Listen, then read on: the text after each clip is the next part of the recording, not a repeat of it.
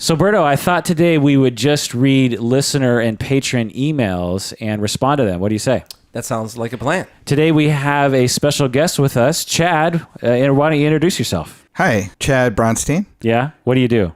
I have a small business. What's it called? It's called Time to Hire. What does it do? We help companies find commission-only salesmen. So they should go to timetohire.com. Yes. This is the Psychology in Seattle podcast. I'm your host, Dr. Kirk Honda. I'm chair of the Couple and Family Therapy Program at Antioch University, Seattle, and I'm also a licensed marriage and family therapist. My name is Humberto Castañeda. I'm an architect, and I specialize on Bauhaus. So before we talk about listener emails, I just want to mention that I was on the Station Wagon podcast with Mark and Julie. The Station Wagon podcast is a short, entertaining podcast, unlike this podcast, in that they talk about various different topics. I think they're both psychologists. I know Julie is, and they're researchers, and I believe.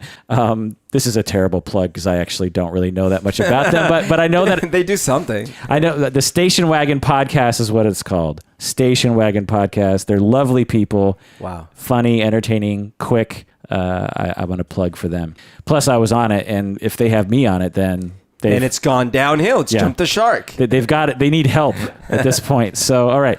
Patron Michelle wrote in, and she said, "Hello, Kirk and gang." That's you, Berto. That's me. A requested topic for a future podcast would be adults who were sexually assaulted by a family member as children. Oh my God. I'd like to hear your thoughts on treatment and how others can be supportive, especially when the victim is resistant to therapy. Berto, I didn't ask you about this before we started recording, but did you want to talk about your own story? Sure. I mean, it wasn't a family member, but it was someone that was trusted to guard me. Yeah, your babysitter. Yeah.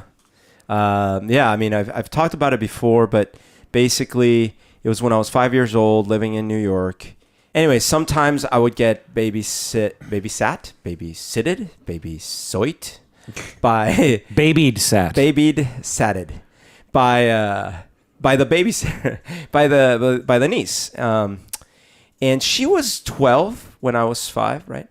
And unfortunately, me and this other little boy, who was, I guess, her cousin, must be, she would entice us to do stuff with her that was sexual, and introduce us to concepts that were very confusing, but also we felt like we were being included in a special club. And then we would kind of compare notes, sort of like him and I would be like, oh, and I just remember feeling like, I don't know what this is. I don't know why, but I guess this is cool and I feel special, right? And it was also like a secret. Like you don't talk about it with adults. And so it kind of became a secret thing. Like I remember one time, I don't know why, but there was like a sleepover thing. And we were at a hotel with like all the adults and stuff. Like we were all staying at a beach or something. And I was like, okay, I had to take a shower because I guess we went in the ocean. So I was like, oh, can I take a shower with her? With the girl. And I remember the adults being like, I guess, but I didn't realize that by saying something like that, it might make someone wonder. But at the same time, I just, you don't know anything at 5. So, right. And the adults didn't seem to actually pick up on anything either. So it was really bizarre. And later in life, it occurred to me that she was probably abused. It was maybe not for sure, but she probably was abused. And that's why maybe she was so, aggressive and kind of abusing us. Yeah. She wasn't physically, meaning she didn't hit us or anything. It was just, it was all sexual. But yeah. Were there any effects on your psychology and behavior later on? I do believe so. I mean, I basically, like, for example, even when I was, I remember I was 7 years old, and maybe I was, like 7 years old, and I had a little girlfriend. We weren't boyfriend, girlfriend yet, but she was a girlfriend, and she was 8. I think she was 1 year older. And we were in a ride, like the adults were driving the car. We were both in the back seat. And I just started putting my hand down the back of her pants. And she was like, she just looks over at me and she's like, what are you doing? Because, at 8, it's like, what the hell? If you haven't gone through it. Yeah. Whereas I thought, like, that's what you do. I don't know. Isn't that what you do? And so I was like, I took my hand out. I was like, I don't know. And it was really awkward. And so there was stuff like that. But I didn't think much of it. And I don't think nothing really manifested until I was much older. Like I was, out of high school, actually. And and to me, the way it manifested is acting out sexually in dangerous situations, where looking back on it, at the time I didn't think, at the time I just like, oh, I'm doing whatever, but then in retrospect, it was like, oh, whoa, I was just reenacting my abuse, but like maybe doing it when I have the power, but it's not like I planned any of it. It was just like, in the hindsight 2020, it seems like I was putting myself in not safe situations. And when you look at what was happening, it was like the same sexual type of behavior and things like that. So my only conclusion was, all right, so I must have been role playing out that abuse, and this time I was in control, sort of. Right. But it wasn't ultimately healthy. So I had to, like, when I started going to therapy, I talked about some of this. It was actually kind of hard for me to talk about it with my therapist because she's a female, and over time I got more comfortable, but at first it was a little like awkward, maybe to go into details and stuff. And so anyways, it also affected how I treated, how my boundaries with women that I would know or meet and stuff like that. And not in all, like oddly, not in all circumstances. It was actually, it just in specific types of relationship, like arrangements, meaning that's really hard to understand. But what I mean is this: in some power differential situations, like maybe a boss or something. Or? See, like if nothing ever happened at work, luckily, but it was more like if it was a situation where it was someone I wasn't supposed to like act out with, like someone's girlfriend or something like that, right? Or like I said, or like a stripper, or like, just things where it might be too risky, or it might just not, like you're breaking some boundary and stuff like that. And it definitely caused some unknown, like I was unaware that I was having behaviors that were not right, and then that they were probably caused by a lot of that. Yeah. And then over the years, I finally started looking back on it and thinking, oh, whoa, yeah, I can't do this, and started modifying my behavior. But definitely took a lot of introspection. So you've had a long path regarding this, and you've healed from the trauma or the difficulty or the abuse, and you've also learned how to not act out anymore in ways that are destructive to yourself and other people. Yeah, that's right. And something happened last year where I don't know why, but I came to this like full circle thing where I had this desperate desire to locate this person online. Really? Yeah. Did you tell me about this? No, I don't. Oh, I might have, but not on the podcast. Okay. But anyways, I did sleuthing, Facebook and other stalking. And actually, she wasn't on Facebook. She was, but I think I found the person, and of course, I'm not going to name anyone, but I think I found the person, and ironically, she is a therapist. Really? If it's this person, it's Whoa. Yeah. And it would be hard for it. What if she listens to the show? I don't know. And so here's how I went this far. I actually called her house, and luckily, actually, I think her husband picked up.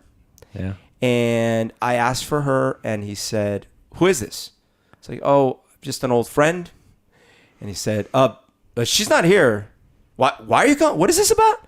And I could tell he was like very like immediately like weirded out by, and it's not like I said, "Yo," it was like I was being very professional sounding, but still he was immediately like, "Wait, who is this? What is this about?" And I don't know what that was about, but I basically just said, "Well, I just, I knew her from many years ago." He's like, "No, I don't think you can call here. No." And I was like, "Well, could you leave a message for her?" It's like, no, I can't. No. What? I was like, "Okay." And so and then that was the end of that. Whoa. Yeah. So then I didn't try again, and I finally just like said, I'm probably done with this inquiry. Huh. That's interesting. That is suspicious. Yeah, and my fantasy in my head was I would contact her and we would have a adult, healthy conversation about what had happened, and it would be healing. But I'm sure it would. The reality. It's too bad. Would have That's been too a bad. mess. Well, you're a brave person to talk about it on the podcast. This is being recorded? I'm sure people will benefit from it. And you exemplify the complexity and the lifespan of this kind of abuse, and how at the time it wasn't like you were being held down or at gunpoint or something.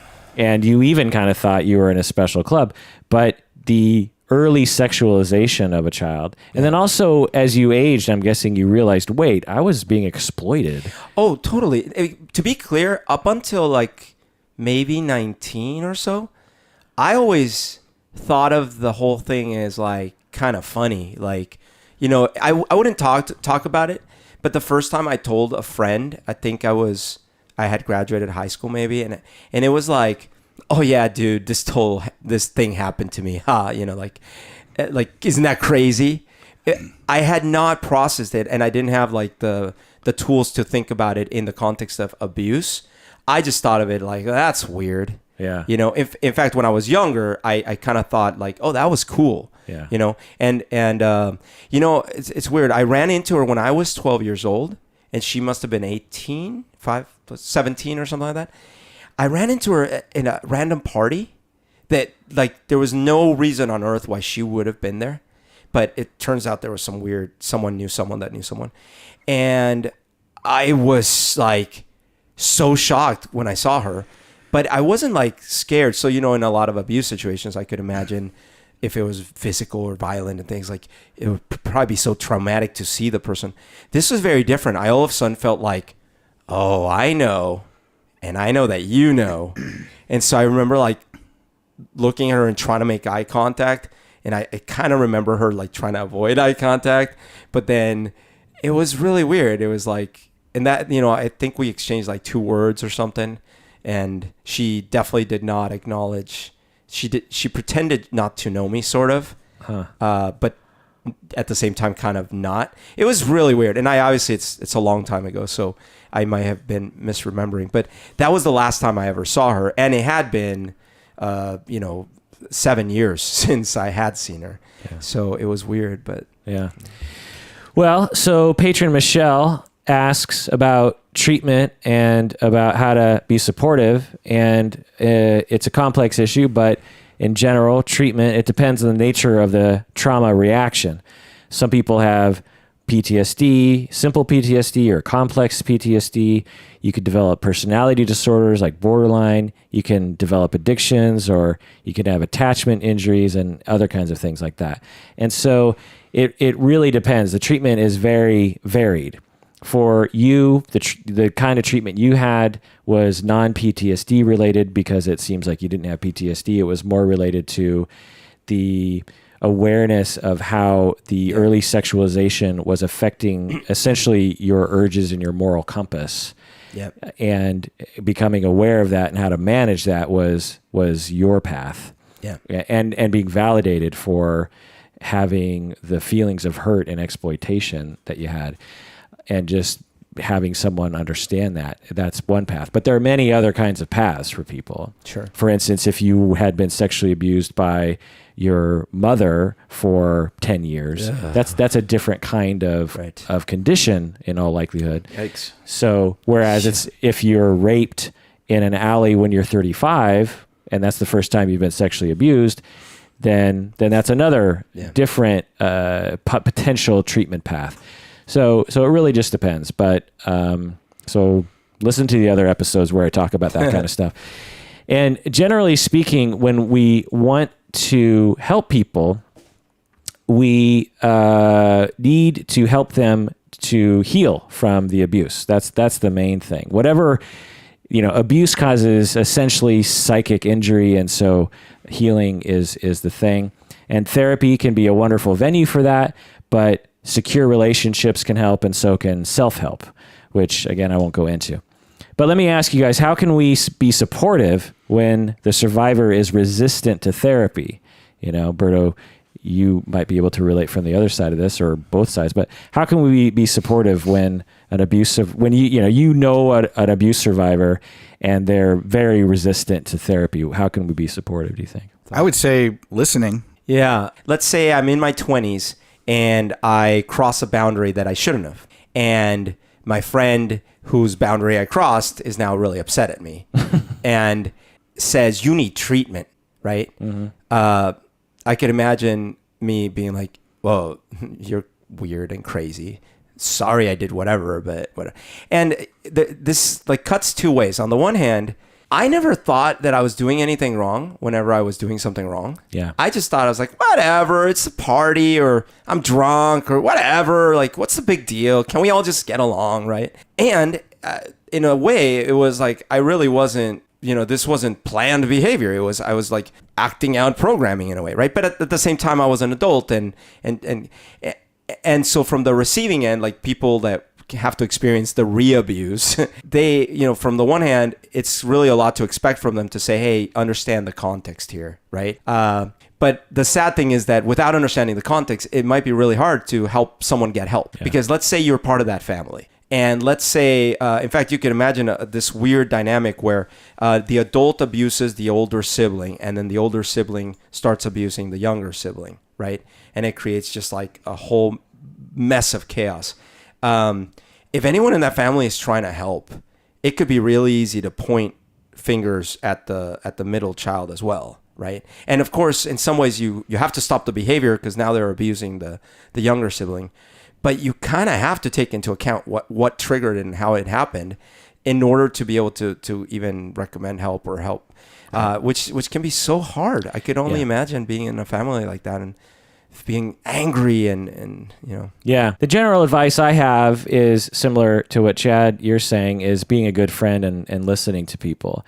But the primary thing that I can say, and this is based on fielding questions like this over my career, is that people need to understand that healing takes a long time. And there's not like a single thing you could do. Even if you manage to somehow convince the person to go to therapy, it's not like them going to therapy for even like a few months is going to cure them, is going to be the entire healing for them. So it takes a lifetime. Like Berto, with you, your brief synopsis of your path is 40 plus year, or 35 plus years or something. I'm only 25. Yeah.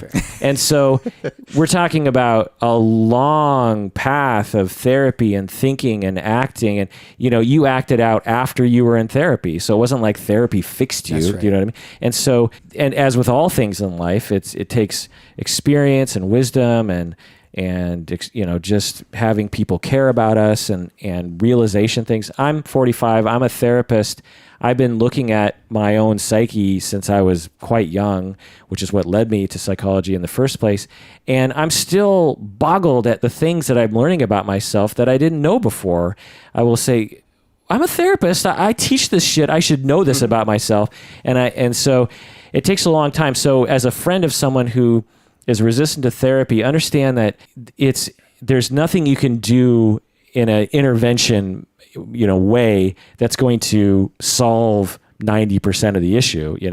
The best thing you can do, like Chad said, is just be a good friend, listen, and be there for them. That can do a tremendous amount for people.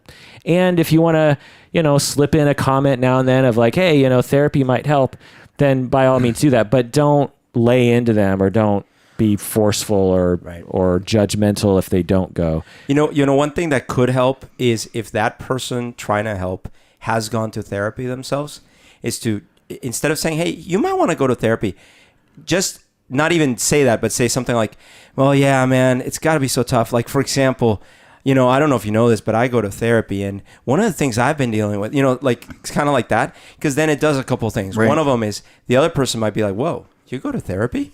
And second, they're like, oh, it's helping you?